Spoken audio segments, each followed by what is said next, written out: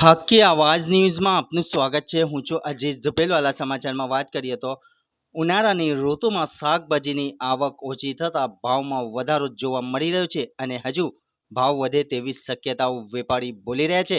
મોટાભાગના શાકભાજી ₹100 ઉપરાંત હોવાને કારણે ગૃહિણીઓનું બજેટમાં મુશ્કેલી પડી રહી છે।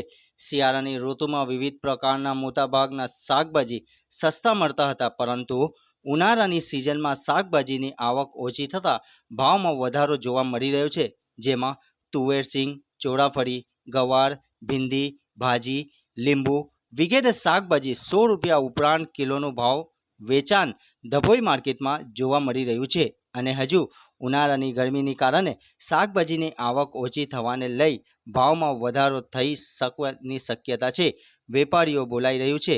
તેમ ત્યારે ગૃહિણીઓની બજેટમાં મુશ્કેલીઓ પડી રહી હોવાનું જાણવા મળી રહ્યું છે। રિપોર્ટ રફીક મંસૂરી।